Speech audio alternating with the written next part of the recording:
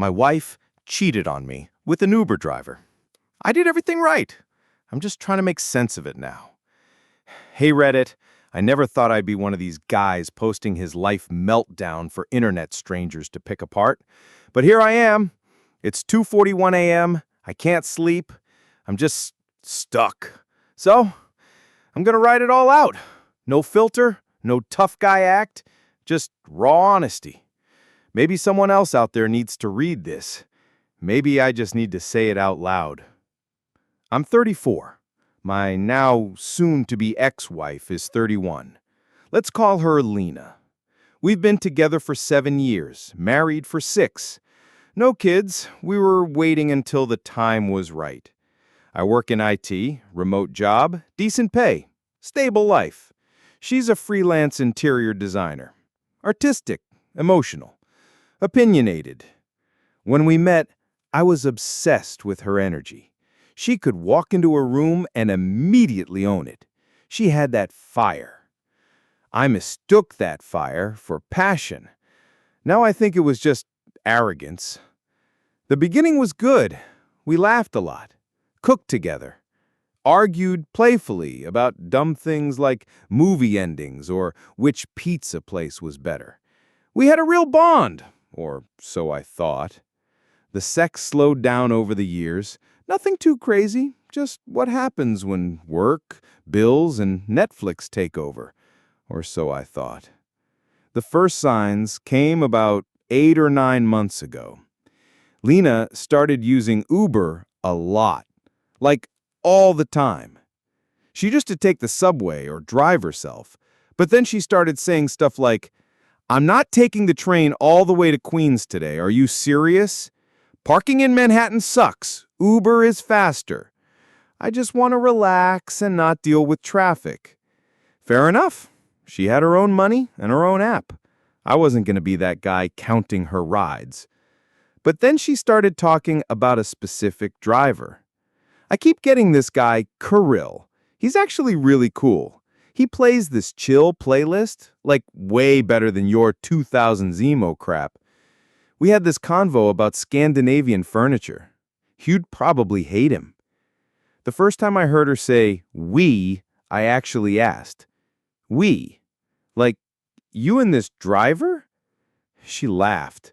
"Don't be weird. He just pops up a lot. Small world." At first I brushed it off, but my gut, it noticed. Something felt off. More things started stacking up. She began dressing up way more than usual before client meetings. Like full makeup, heels, perfume, just to go meet some lady in Staten Island about furniture? Her phone was suddenly never left out. Always screened down, always locked. She changed her passcode. She never used to care if I picked up her phone to check the weather or ordered DoorDash. I brought it up casually once. "Hey, everything cool? You seem different." She rolled her eyes. "Huh, Jesus, what is that supposed to mean? You want me to stop looking nice? Sorry I'm not wearing sweatpants 24/7 like some people." One night, she came home around 10:30 p.m., said she'd been with a client going over flooring samples. Her hair was a little messed up. I noticed a faint red mark on her collarbone, like a light bruise or maybe a hickey, but didn't say anything. I just stared at it. She noticed. "What? You're looking at me like I murdered someone?" I didn't even know how to respond. Then came the attitude, sharp, biting. If I asked where she was going, she snapped. If I suggested we spend more time together, she accused me of smothering me. If I asked about the same Uber guy popping up, she lost it. Oh my God, are you actually jealous of a fucking Uber driver now? You think I'm banging some dude who drives around in a Corolla all day? Maybe get your own life instead of stalking mine. That last line, that one hit. She'd never spoken to me like that before. I just froze. I asked her point blank, "Lena, are you cheating on me?" She stared, I swear she smirked for half a second and then went full nuclear. What the fuck is wrong with you? So this is what we are now? You interrogate me like a psycho? You want to control who I ride with too? Maybe you should put a fucking tracker on me. I sat there, silent. I couldn't tell if I was crazy or she was gaslighting me. Or both. But something was wrong. And here's the thing, Reddit. I still wanted to believe her. I didn't want to be that guy who blew up his marriage over a gut feeling and a few sketchy Uber receipts. I told myself, maybe she's just stressed. Maybe it's just a phase. But it wasn't. What I didn't know then, and what I found out a few weeks later, would blow my whole world apart. I wasn't crazy. I wasn't insecure. I was right. But that scene, the one that finally confirmed it all, deserves its own post. And yeah, it involves a car. Her and him. Hey Reddit, I'm back. Thanks to everyone who read or commented on the first post. Honestly, your replies, whether it was advice, anger on my behalf, or just dude that sucks, meant something. Now I owe you the rest. And it's gonna be a mess. After that night when she exploded on me for simply asking if she was cheating, something in me snapped. I stopped trying to rationalize everything she said. I stopped gaslighting myself. I started paying attention. Over the next 2 weeks, I quietly collected crumbs. Screenshots of Uber rides. I got access through our shared Google account. Yes, she was dumb enough to sync her app history. I saw dozens of rides that made no sense. Client meetings that started at 9 p.m. and ended at motels. Even rides that began and ended at the same damn address for 3-hour windows. One address kept popping up in particular, a quiet cul-de-sac on the outskirts of Jersey City. Not residential, not commercial, a small parking lot near some closed-down warehouse and a Dunkin'. I checked it out. Last Saturday, I told her I was visiting my cousin upstate. I left around 5 p.m., but I didn't go far. I parked 3 blocks down and waited. She left the apartment around 6:10 p.m., dressed like she was going to a club. Heels, makeup, tight black dress. She never even noticed my car. About 10 minutes later, a silver Toyota Corolla pulled up. Guess who was driving? Kirill. Yeah, that Kirill. Her he's just cool Uber driver. The way she slid into the passenger seat, smiling, laughing, leaning in, confirmed everything I already knew but didn't want to believe. I followed them. My heart was pounding the entire time. They drove across the bridge, then toward that same cul-de-sac I'd seen before. Parked, engine off. I waited about 5 minutes, then I got out of my car and walked over. The windows were fogged. I don't know how else to say this, but I saw everything. They were in the back seat, clothes off, her head against the window, his hands on her. Her face, the same face I used to kiss goodnight, twisted in pleasure, in his arms. My knees literally buckled. But I didn't cry, I didn't scream. I pulled out my phone and took 3 photos. I stepped closer and knocked on the window. Silence. Then chaos.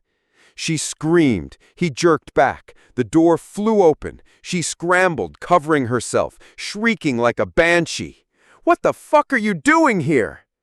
I didn't raise my voice. I just looked her dead in the eye and said, "This is who you are now?" She yelled, "You followed me? You're insane. You're fucking insane." Kirill tried to step in, mumbling, "Bro, this isn't what it looks like." I cut him off. "Don't. Just don't. You're fucking her in the back of your Uber. You think I need an explanation?" Lena started crying, or pretending to. The tears looked like defense, not regret.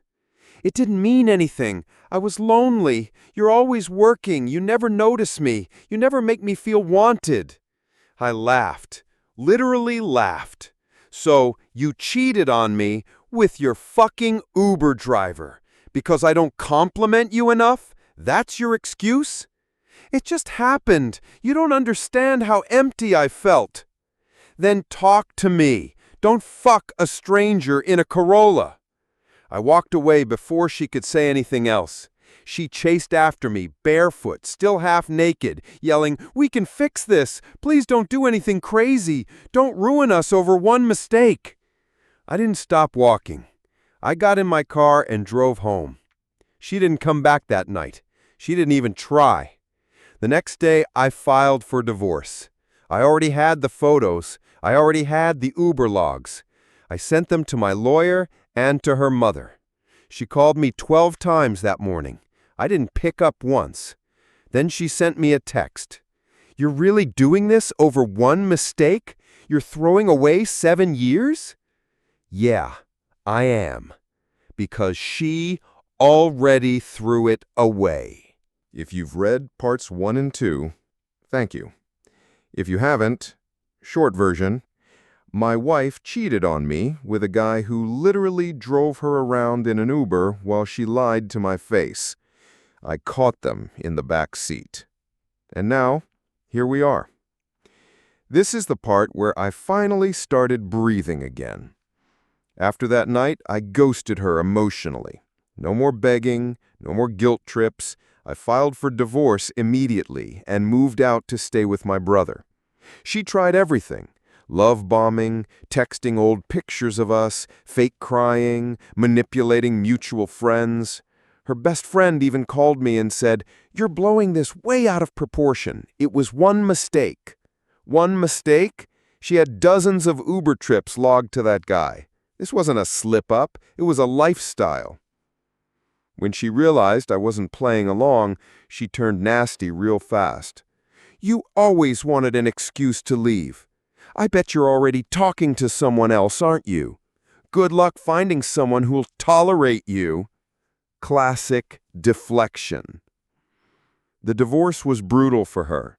I had every receipt: photos, Uber logs, even a voicemail where she accidentally recorded herself talking to him about me.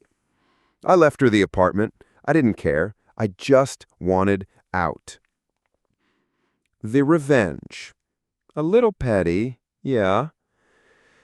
This part, I'm not proud, but I'm not ashamed either. Remember Kirill, the Uber guy? Turns out he was married with a kid. I found his wife on Facebook. I didn't even have to say much. I sent her the photos and ride history. She responded with, "You're the third guy to send me this. I've been building a case. Thank you." Third guy. Let that sink in. My wife was just part of his rotation. His Uber account? Banned. His marriage? On fire. My ex? Suddenly not so special anymore. Rebuilding myself. It's been about 9 months now. I've moved into my own place. I go to the gym regularly.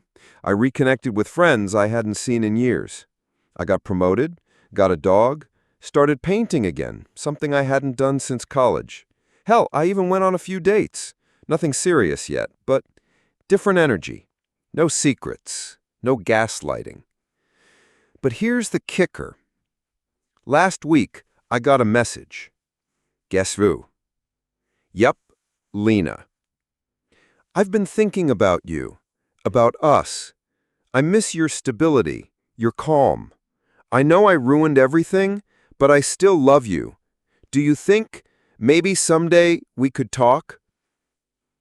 You know what I did? I read the message, then deleted it. No response, no drama, just silence. Because the best revenge is living a life that doesn't include her. Final thoughts. Cheating doesn't just break trust. It murders who you thought you were with. It leaves you doubting your reality, your worth, your instincts.